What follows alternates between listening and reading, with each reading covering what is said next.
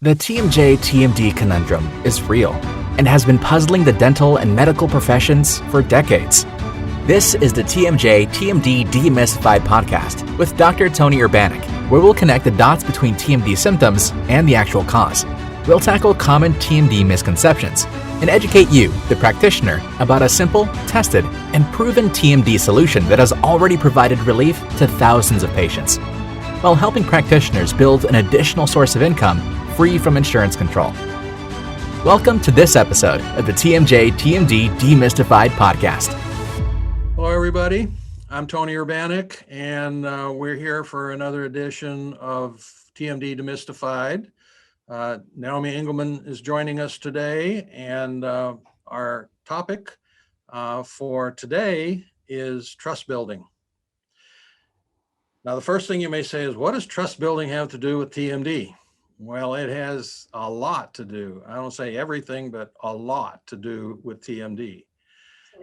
It all stems from the fact that pretty much everybody knows, and I say everybody, including the patients, the doctors, the dentists, the oral surgeons, pretty much know that nothing really works long-term for temporomandibular joint disorder or disorders.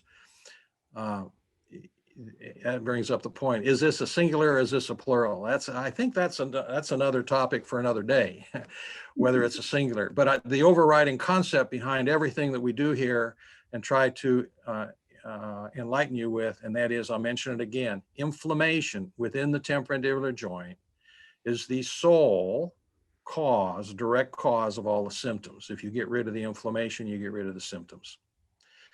So follow us along in the future, but we're not going to talk about that, and we're not going to dissect that today. What we're going to dissect is trust and trust building. Along with trust and trust building comes the opposite, the 180 degree of that, which is skepticism. And that's why I mentioned that, generally speaking, everybody knows, including the physicians. I mean, I've had multiple conversations with physicians who say, yeah, I mean, nothing really works. So, what are we supposed to do? It's just been my experience. Nothing really works. When I was a really very young oral maxillofacial surgeon, I had an experience. And if I would have listened to my colleague, I probably would have saved me and a bunch of other people a lot of heartache and problems. And that was this. I had an experience when I was probably within the first year or two of my practice. I went to an oral maxillofacial meeting, and the topic was TMD surgery. And at the break time, I was out there having a Coke with one of my colleagues, older gentleman who had done a lot of surgery by that time on temporomandibular joint. And he said, I'll make it short. He said, Tony, he says, whatever kind of, and we had covered 6 different kinds of surgery you can do on the temporomandibular joint. And he says, Tony, he says, whatever you do for the temporomandibular joint surgically works. And then he hesitated. And then he said, for a while.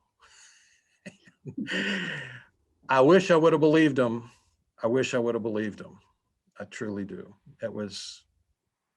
I had to learn the hard way. So now we're almost 40 years down the road, and there is tremendous skepticism about temporomandibular joint problems, and it is rightfully earned. And there's a lot of skepticism about dentistry.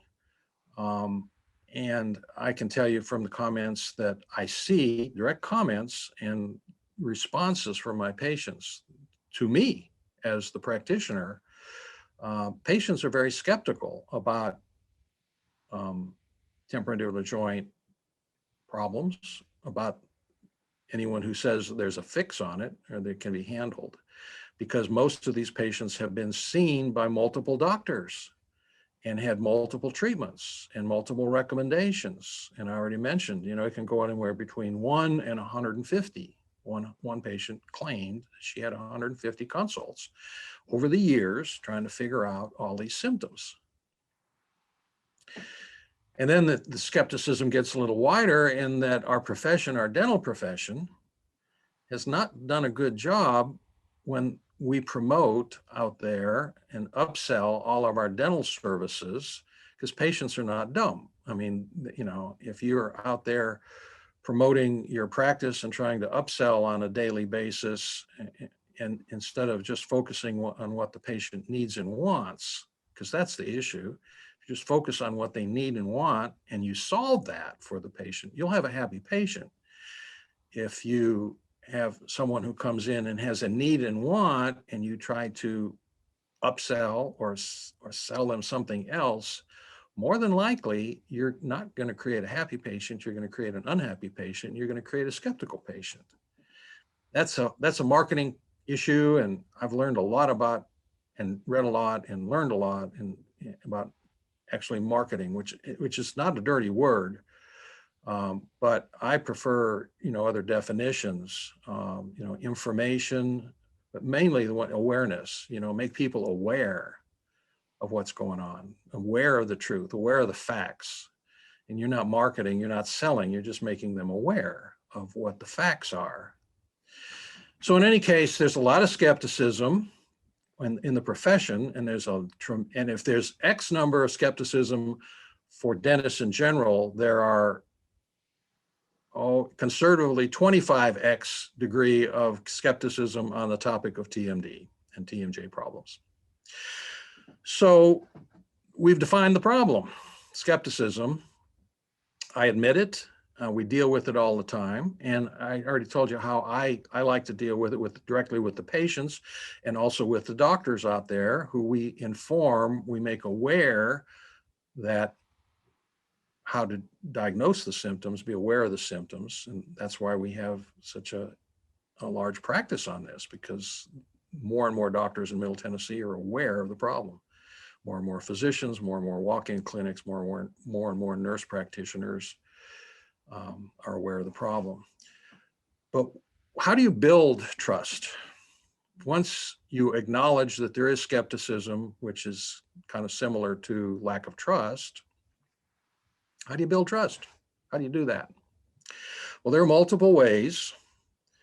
In what I've experienced and what you experience is that, if you have a patient that is referred by someone else, their physician or a friend or their minister or their neighbor, you have some built-in trust, because that person more often than not will trust their neighbor or their minister or their physician who refers you in. So you have that's an easy one. That's a kind of a built-in way to develop trust, and not a bad way. And I think in small towns that works really well. I mean, that's one of the advantages of living in a small town, because you develop trust pretty easily, and it works very nicely.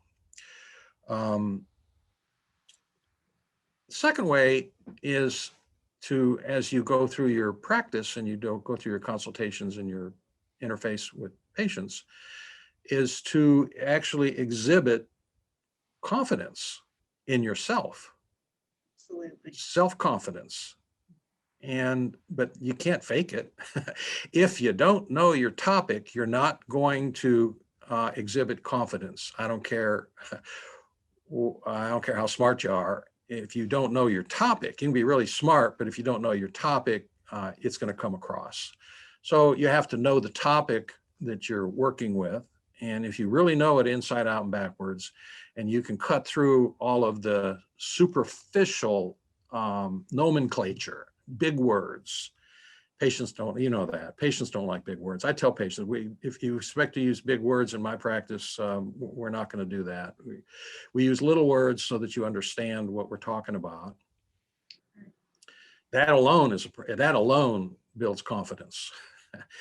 But if you are confident, if you really know your topic, it comes across. And if you really know your topic, then you are self-confident, because they go together, you're self-confident. So that's an excellent way to build confidence with your patients on any topic, but especially TMD. And it circles back to, this is a fact, 98% of general dentists are not confident in discussing or especially treating or even discussing TMD. And, and let me make this point. I wish maybe that there were other kind of practitioners that would address or tackle the problem of TMD. But the ENT surgeons don't want anything to do with it. The PCPs are too busy doing what they do, seeing 150 patients a day. That's an exaggeration, but I don't know, 80 patients a day in a typical PCP practice. Those guys and ladies are overwhelmed. The point is, I wish there were other practitioners, other providers, other specialties that would address this problem, but there aren't, and they're not gonna be. I mean, if you are a general dentist, you're it. Or if you're an oral surgeon, you're it. You are the best bet for understanding this problem, gaining information, gaining certainty, imparting it to the patient and treating them correctly. So you're it. So, and 98%, I can say this with great confidence, 98% of the dentists aren't confident. 50% of the general dentists don't want any, they are very overt about it. I don't want anything to do with TMD. Don't talk to me about it. I don't want to see the patients. I'm happy to send them to you to get them out of my office. And the other 50% or almost 50%, the other 48% for the general rule will make a night guard, give it to the patient and tell them, put it in your mouth. Here's your treatment for TMD. And then there are the 2% of quote TMD, TMJ specialists. That's those groups, that group, in my opinion now, they want to make this complicated. And my job is to make this simple. I'm not gonna try to make this complicated for anybody. So the majority of dentists, 98%, they either don't want anything to do with it or they know they're not competent and confident, both of them, competent and confident in treating it. And that comes across to the patient. Because how do I know this? Because I see it all the time. I mean, I'll laugh, every once in a while, I call them brown baggers. Patient will come in with a brown bag, paper bag, and they shake the bag and I know what's in it. It shakes, but I know what's in it. It's 6 or 8 night guards or different devices, and they shake that. And that presents a problem in consultation of its own, because now we have a lot of skepticism about oral devices. It's like, that's another problem. That's another topic for another day. All right, so that's building confidence, being confident, learning your topic. Now, the second best way to build confidence in your patients about any topic, but about this in particular, is doing what you promise.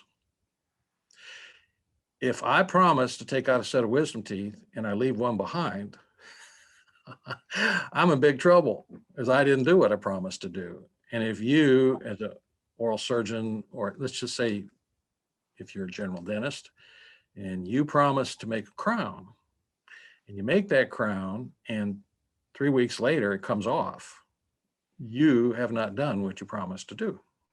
Now, maybe for good reason, technical things happen, maybe you misjudged how well it was going to be cemented, the type of preparation, kind of cement problem, who knows, but the point is, if that happens, you lost confidence. But if it doesn't happen, you gain confidence. So you always want to do what you promise to do, always, no matter what. You just make it go right. That's your job, make it go right. But if you do that consistently, you will build confidence. And if you know how to do that in treating TMD, you will build great amount of confidence, which brings me into the kind of the end of this, what I have to say about this. And that is, when you have a patient who has had 10, 20, 30 years of pain, which is common around here, common. I mean, almost always. Very few people have this problem for a few months or a few years. And you make their symptoms go away. You walk on water, and they are extremely pleased, and they have every reason to trust you. And they do, to a great degree.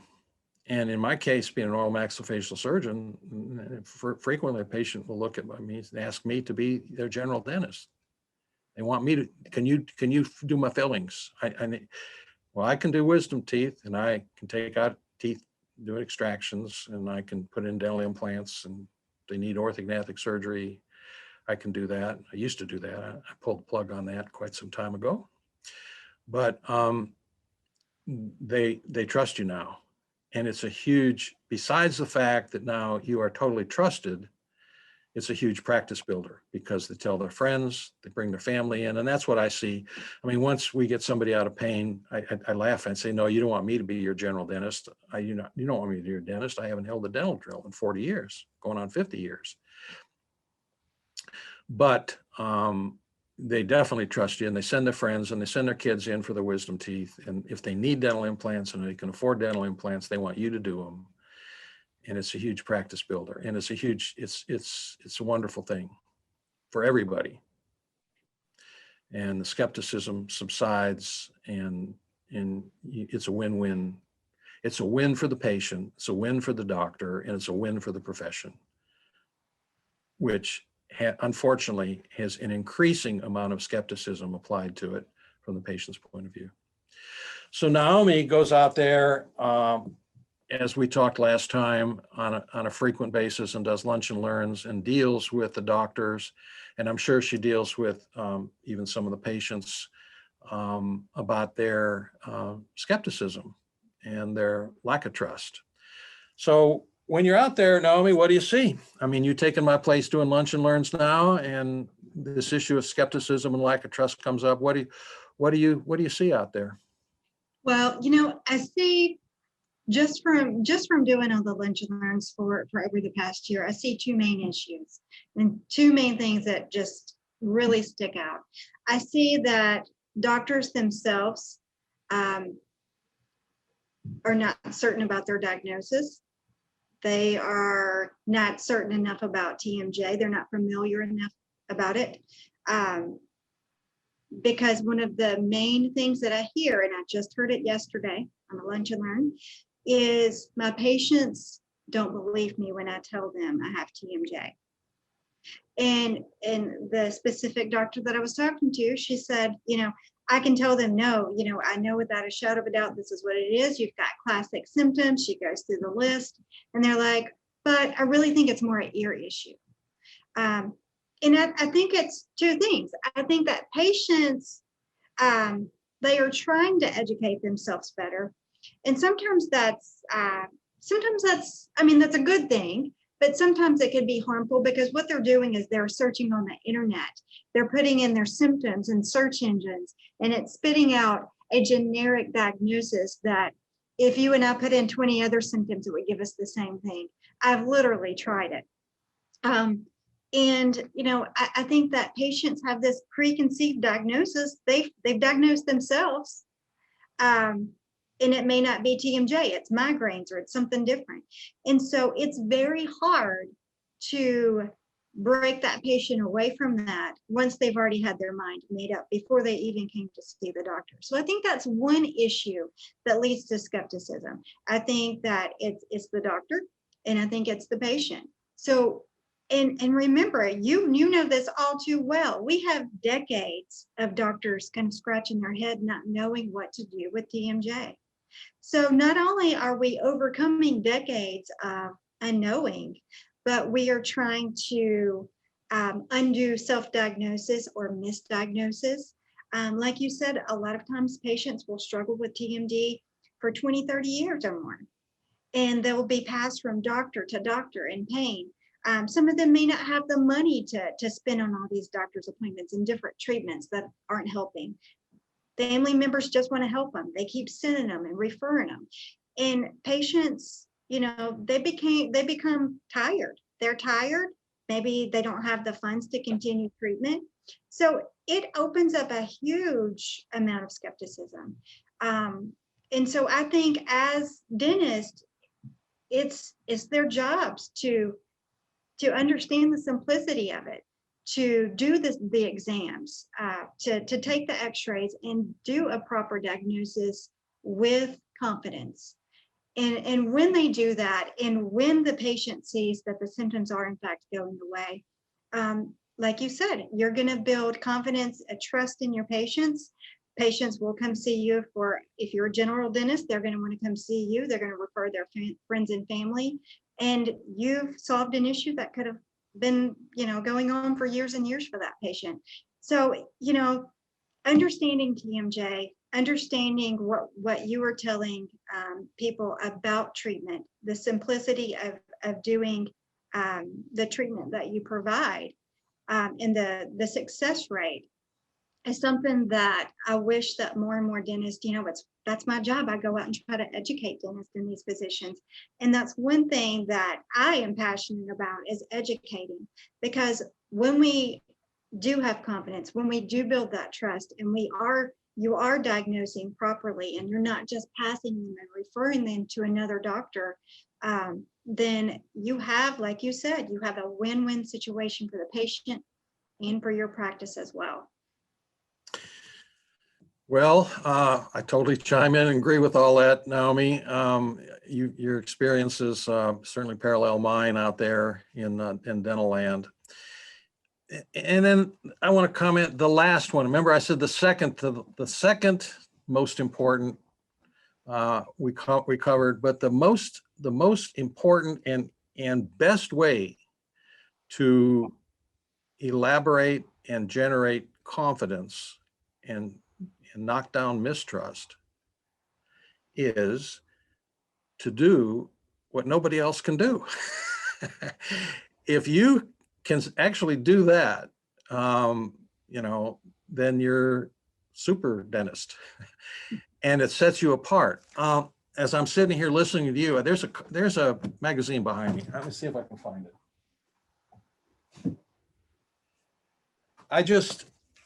I have I'm busy, but I try to keep up with the general concepts of dentistry out there. This just came to my office.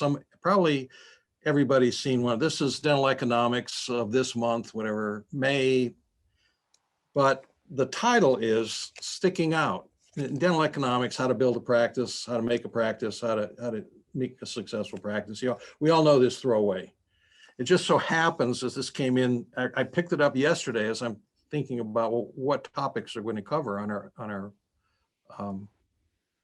our editions. And sticking out. How do you make a practice that sticks out? Or you can have a beautiful office that sticks out. You can do one of those team builder things. I definitely encourage team building and having your staff highly motivated and et cetera. Great way to stick out. But if you have a process or a service that nobody else can do in your community, and then everybody finds out about it, especially the referral doctors find out about it, your practice will stick out big time. And that's why our practice sticks out. And you can test this out. Come on down. I invite you to come down, see what we're doing here in Middle Tennessee. I enjoyed my career as an oral and maxillofacial surgeon. Like I said, I've done thousands of surgeries, really enjoyed every last one of them, all the trauma, even though it was, middle of the night and all that stuff. I enjoyed it all, but I am now known as the TMD doc in Middle Tennessee, not an oral maxillofacial surgeon. I'm the TMD specialist, whatever.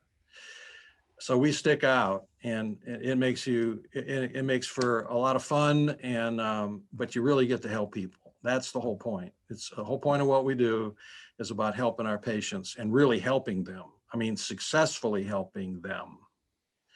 So we have more to teach. There's a lot more to say about this technically, and there's a whole lot more to say about how you market this. We figured out, I'll give you that lead in, and I don't know when we're going to cover it, but we have discovered the ideal way to market this to your marketplace, to basically not the patients, to the doctors who misdiagnose it, don't diagnose it, misdirect it, how to market those doctors so that you have them actually finding patients and sending them to you. And I'll just leave it at that. It's simple. It's not expensive how to do that. That's a whole other topic for another day. So again, I appreciate your attention and your interest in this topic. I encourage you to stay interested and follow us along. I hope you've gotten the idea that there is a lot more to this than is out there in the literature and out there in the general nature of it. If you want to make this topic complicated, you're in the wrong place. You just like turn us off. Don't go there. There are people out there who want to make this complicated, the topic of TMD complicated. They want to make it extremely complicated. Then I suggest you go there. We want to make it simple because it is simple to understand. And we'll talk about all that in the future as we go through. We got to know a little anatomy, a little cell biology, but it's all simple, not complicated. All right, enough for today. I appreciate it. If you have any comments or questions, you can contact Naomi at tmjservices.net. I will be happy to answer your questions or your comments. I really look forward to them. I want to hear your comments, good or bad. I'm okay.